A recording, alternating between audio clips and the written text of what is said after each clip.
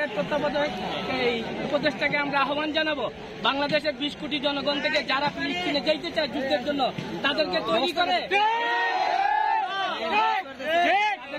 করে ফিলিস্তিনে যাওয়ার ব্যবস্থা করে দেওয়া হোক। এবং মিশর তারপরে আশেপাশের রাষ্ট্রগুলোতে বাঙালি অনেক যাইতেছে, আরো যাক, যে প্রতিটা এলাকায় কাফেলা তৈরি হোক, নিজ নিজ দায়িত্বে আপনারা ওই যুদ্ধের জন্য প্রস্তুতি নিয়ে চলে যান, ট্রেনিং নেন, বিভিন্নভাবে ট্রেনিং নিয়ে নিজেকে তৈরি করেন ফিলিস্তিনের জন্য সারা 200 কোটি মুসলমান। এটা হইল কেয়ামতের ওখানে হবে, হাসর নাসরের বিচার হবে, আপনারা সবাই জানেন।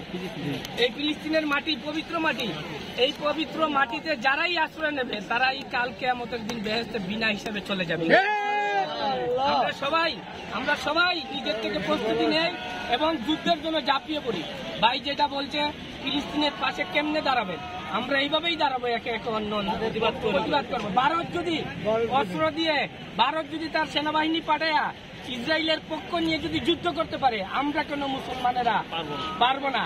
তাহলে আমরা সবচেয়ে হতভাগা জাতি হব।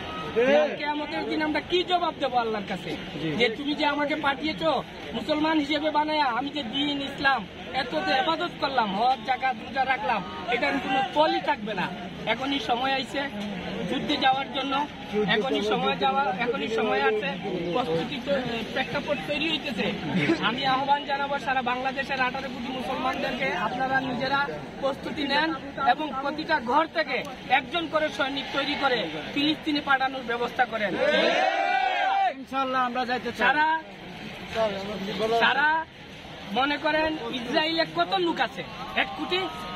বাংলাদেশে 20 কোটি লোকের মধ্যে যদি 1 লক্ষ যদি মুজাহিদ ফিলিস্তিনে চলে যায়, ওই 1 কোটি মাটির সাথে বিলীন হয়ে যাবে।